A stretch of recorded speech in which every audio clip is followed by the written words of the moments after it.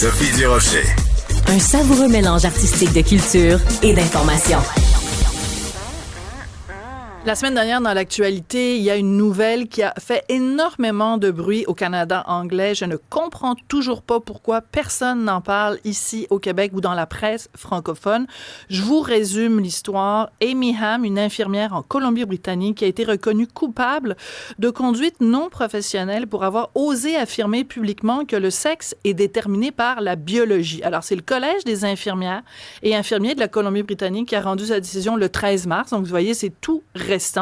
Et ils ont dit que certaines des déclarations de Mme Hamm étaient une infraction aux normes professionnelles parce qu'elle avait dit qu'il fallait continuer d'avoir des espaces réservés aux femmes et réservés aux femmes biologiques.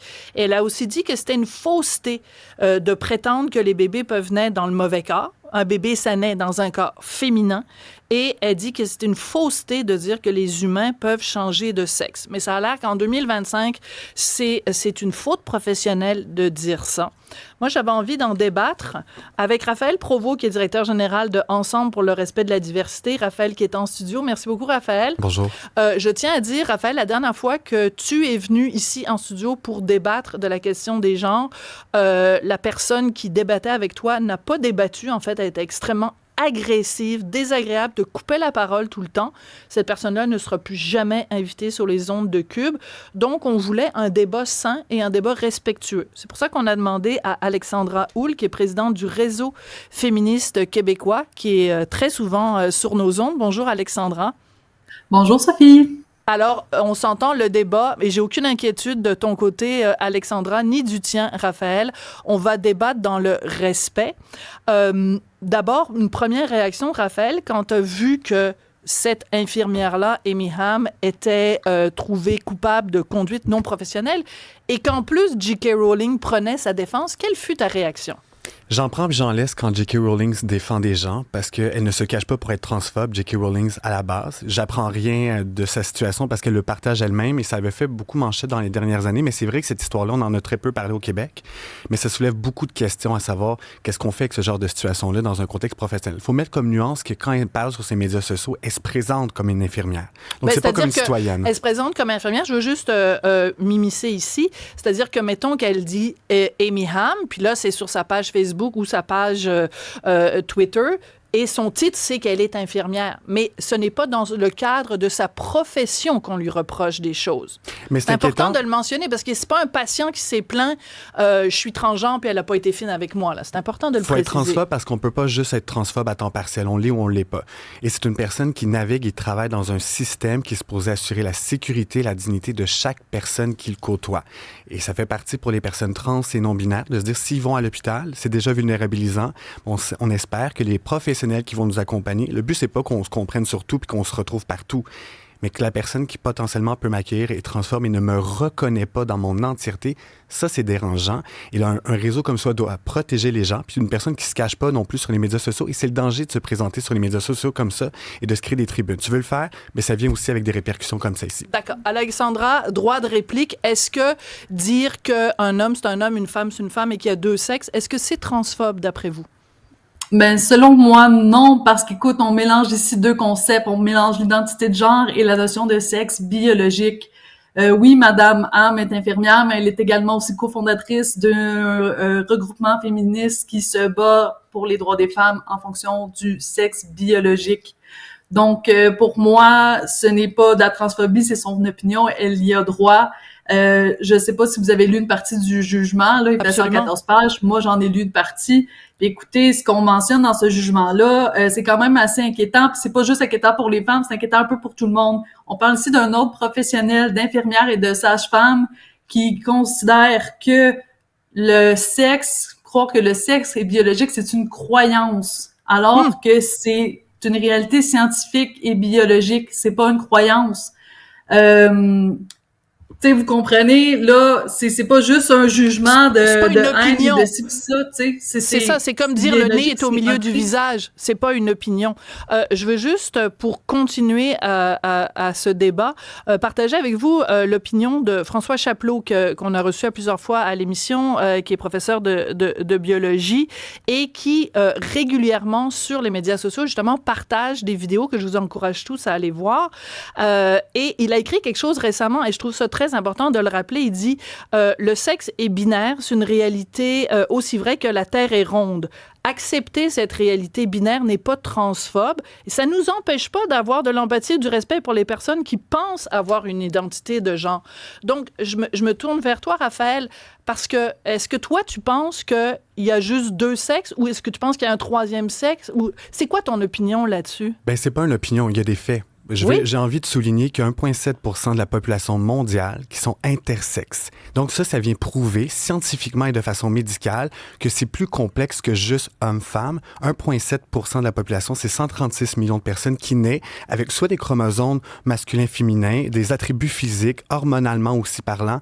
Il y a des différences. Donc, quand on parle de sexe, il faut faire attention à la différence. Puis j'aime ce que tantôt Alexandra disait aussi. Il faut parler aussi d'identité de sexe. Il faut faire des distinctions. Mais de façon... Sexe et genre, ce sont deux choses. Exactement. Mais de façon médicale, c'est reconnu par l'ONU, c'est reconnu par l'Association américaine des pédiatres, les personnes intersexes, leur situation. Donc, il faut faire attention quand on parle. Est-ce que c'est plus complexe que dire mâle, féminin dans ce cas-ci? Donc, mais je te rappelle ce que dit François Chapleau et ce que dit la biologie. Les gens intersexes font partie de la diversité des mâles et des femelles parce que les seuls gamètes qu'elles peuvent produire, c'est mâles ou femelles. Il n'y a pas une troisième sorte de gamètes. Tu viens au monde soit avec des gamètes masculins ou féminins. Et je veux juste te répondre aussi, quand on donne la définition d'un être humain, on dit c'est un être vivant qui a 2 bras, 2 jambes. Là, tu vas me dire, ben oui, mais il y a des gens, ils viennent au monde, ils n'ont pas de jambes, ils n'ont pas de bras, que les gens peuvent se faire amputer. Oui, mais c'est une exception et c'est une anomalie. Ça ne change rien au fait que biologiquement, un être humain normal, il y a 2 bras, 2 jambes. On va enlever normal, parce que qu'est-ce qui est normal dans ce cas-ci? Mais 136 millions de personnes. C'est la norme. C'est la norme sur laquelle on est habitué de travailler. Puis justement, le système de la santé, parfois, il se sent dépassé. C'est quand il y a justement des gens qui sortent des normes sociales, médicales. Souvent, on est mal outillé pour ça. Puis j'espère, puis dans le cas de cette personne-là, parce que là, il y a eu des sanctions en lien avec elle, j'espère qu'il y a un accompagnement aussi pour cette personne-là et l'entourage pour peut-être mieux comprendre. Puis il y a Jeannette Bertrand qui disait dans les derniers jours, pour pas reculer, il faut qu'on se parle. Puis je pense que pour elle, pour nous, pour tout le monde, il faut qu'on se parle pour mieux se comprendre puis mieux comprendre ce que c'est le sexe. Alexandra, est-ce que Émiham a besoin d'aller dans un camp de rééducation ou est-ce qu'elle a besoin d'être accompagnée pour accepter qu'il n'y a pas, le sexe n'est pas binaire? Ben, je ne crois pas, là. Je comprends le point de Monsieur Provost par rapport aux personnes intersexes, mais faut pas oublier que les personnes intersexes ne s'identifient pas forcément comme un troisième sexe ou comme étant intersexes. C'est pas rare qu'ils vont s'identifier soit femme ou homme, selon, c'est une condition médicale qui est assez spécifique aussi, là. Par rapport au jugement de Madame Ham, c'est pas juste une question de haine. Nous, ça fait longtemps qu'on suit ce dossier-là, là. Même moi, personnellement, c'est quoi, depuis, je pense, 2022, là, oui, que ça suit son cours, ce dossier-là. Déposée, ouais. Puis, ce qui nous a profondément troublés dans ce jugement-là, c'est que ici, on défie 2 articles de la Charte des droits et libertés canadiennes, soit celle de la protection des espaces réservés aux femmes, qui est un droit légitime pour les femmes, parce que dans la Charte des droits et libertés canadiennes, oui, il y a la protection pour les personnes trans, par rapport à l'identité de genre, mais celle aussi pour les femmes, par rapport au sexe biologique. Puis l'autre article de la Charte, c'est par rapport à la liberté la liberté d'expression et la liberté de conscience. Donc là, ici, on parle d'une femme qui est infirmière, qui soigne des corps biologiques. Donc, elle a le droit à une liberté de conscience, cette personne-là, en dehors de sa profession, là. Écoutez, moi, j'ai trouvé des cas aux États-Unis qui soignaient les personnes trans selon les pratiques équité, diversité puis inclusion. Puis ce qu'elles ont vécu selon les établissements qui appliquaient les lignes, c'était quand même assez tragique, là. Tu sais, c'est important de prendre en compte le corps biologique, mais c'est aussi important quand même de prendre l'identité de genre de la personne lorsqu'on la soigne. Ouais. Mais on va faire revenir. des choses. On va revenir sur cette question de la liberté d'expression. C'est important parce que tu as dit tout à l'heure, Raphaël, que elle, cette infirmière-là, Amy Hamm, elle soigne des gens dans l'hôpital, donc elle peut pas se permettre sur la place publique d'aller donner son opinion. Je rappelle que c'est pas une opinion, c'est-à-dire que elle rappelait une réalité biologique. Donc, est-ce que tu penses que quiconque travaille dans le système de santé doit s'abstenir de défendre les droits des femmes ou de défendre la réalité biologique sur les médias sociaux? Il faut faire attention avec la liberté d'expression, ça a le dos large. Là. C'est vrai qu'on peut s'exprimer, mais quand ça vient à l'encontre de la liberté de d'autres personnes dans le pays dans lequel on vit, c'est plus la liberté d'expression. On pourrait mettre le même cas avec les personnes racisées. On a vécu des histoires d'horreur avec d'autres types de communautés qui ont vécu des choses comme ça, où les gens ne les reconnaissent pas à l'externe. Il faut protéger nos institutions de ce genre de personnes-là qui pourraient avoir des comportements. Je la connais pas, je sais pas ce qui est arrivé. Par contre, elle avait aussi des commentaires transphobes sur ses médias sociaux quand elle a mis de l'avant J.K. Rowling, qui se cache pas d'être transphobe. Okay. Donc, il faut faire attention à reconnaître, selon elle, des faits. Puis les gens la regardent, l'écoutent, ils se disent, c'est une infirmière, elle a peut-être raison. Non, elle a pas raison. Donc, c'est pour ça que c'est important de faire attention. Elle a pas raison de dire qu'il y a deux sexes? De la façon qu'elle le faisait, elle veut pas reconnaître les personnes trans. Elle parle de sécurité. On mélange beaucoup de choses. Et peut-être que le collège a voulu décortiquer un peu tout ce qui s'est fait. Puis vous venez encore de le dire, la sécurité, ça n'a rien à voir avec tout ça. On mélange encore plein d'autres affaires.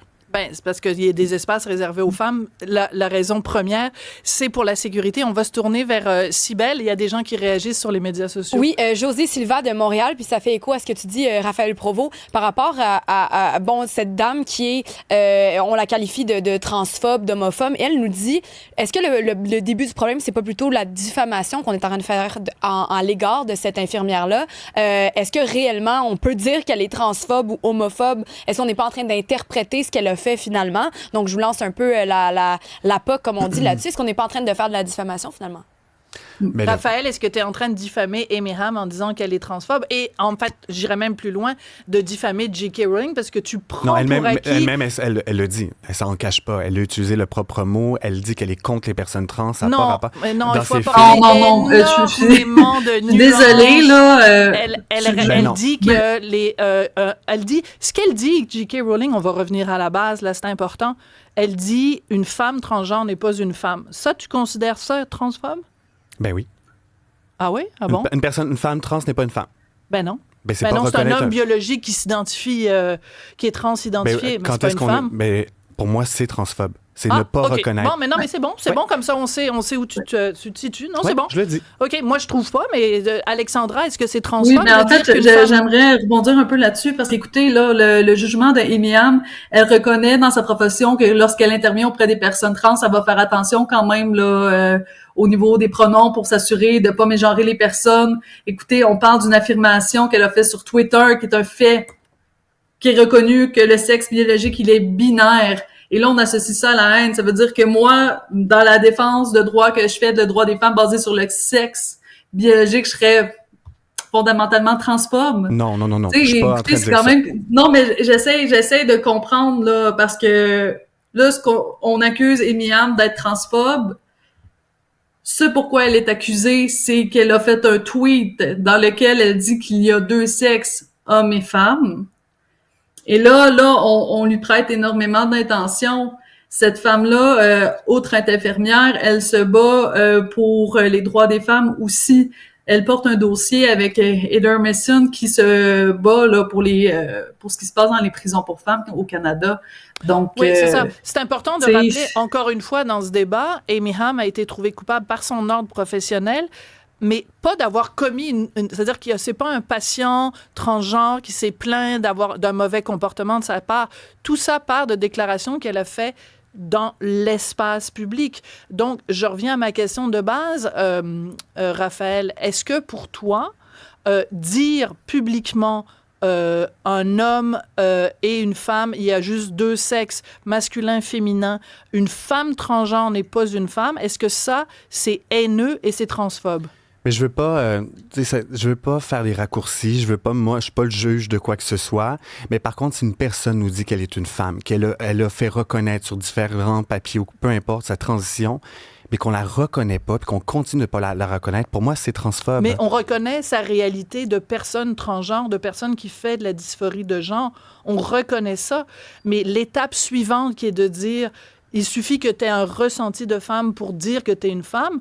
Ça, il y a beaucoup de gens qui tracent cette ligne-là. Moi, ce que je veux savoir de toi aujourd'hui, c'est est-ce que tu considères que tracer cette ligne-là, c'est haineux?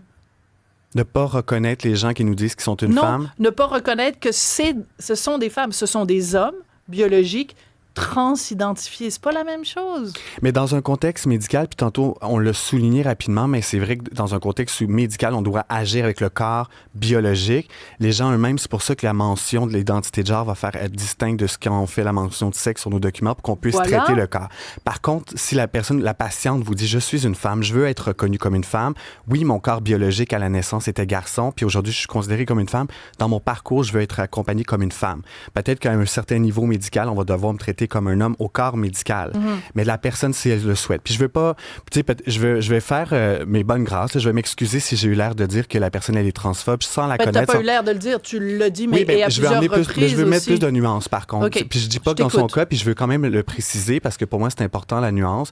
Je la connais pas. Je suis pas prête à dire ça. Je la connais de très loin. Je l'ai vu dans des articles. Il y a un jugement en lien avec ce qu'elle fait, ce qu'elle partage comme information qui sont, selon le Conseil diffamatoire, parce que c'est des raccourcis, il y a très peu de nuances et c'est reconnu, comme je l'ai dit tantôt, les 1,7 million de personnes, c'est reconnu pas aussi simplement que le sexe masculin-féminin.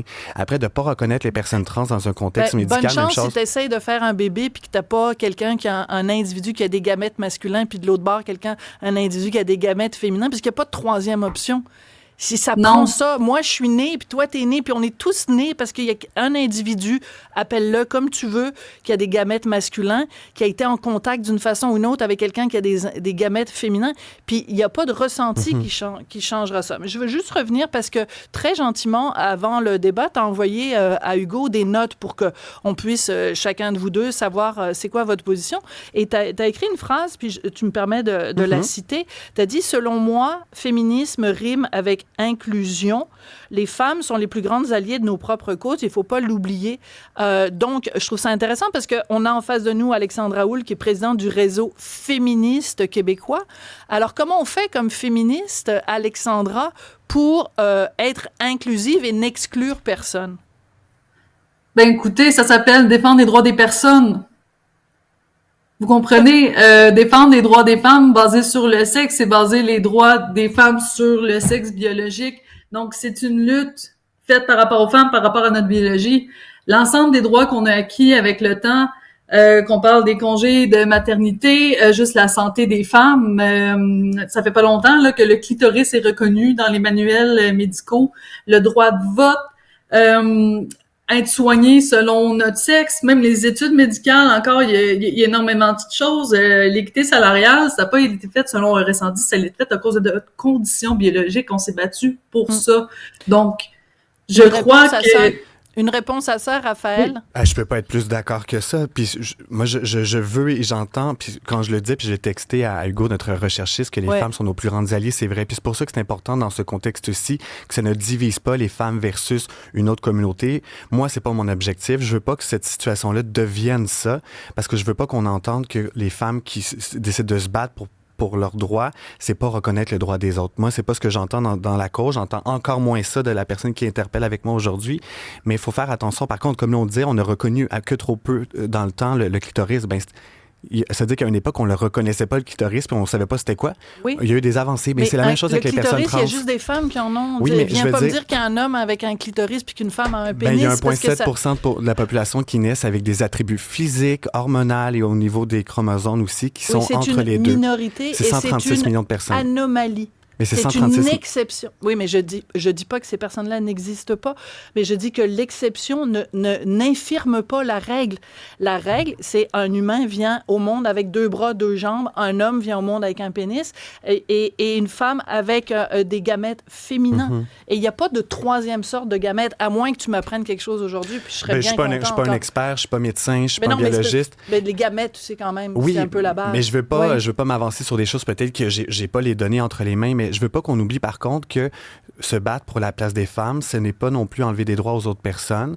Et puis, c'est pas ce que j'entends, mais il faut faire attention quand on le fait pour pas tasser un groupe, même s'il est minoritaire. Les personnes trans et non-binaires ont droit aussi à aller dans le réseau de la santé en sécurité et que leur dignité soit respectée. Oui, mais je pense que c'est important de rementionner qu'il n'y a aucun cas, ce qu'on reproche à Amy Ham, c'est d'avoir été désagréable ou de ne pas avoir été inclusive dans le cadre de son travail. C'est important de le dire, parce que c'est grave ce qui se passe au Canada avec cette décision-là. On a blâmé une femme pour des propos qu'elle a tenus sur la place publique et non pas sur la qualité ou pas de son travail. Je voudrais vous remercier tous les deux parce que ce débat a été passionnant, inclusif et respectueux et très respectueux. Donc, Alexandra Houle, vous êtes présidente du Réseau féministe québécois. Raphaël Provost, tu as très gentiment accepté de venir en studio, directeur général de Ensemble pour le respect de la diversité. Et les deux mots-clés ici, c'est respect et diversité. Merci beaucoup, Raphaël. Merci.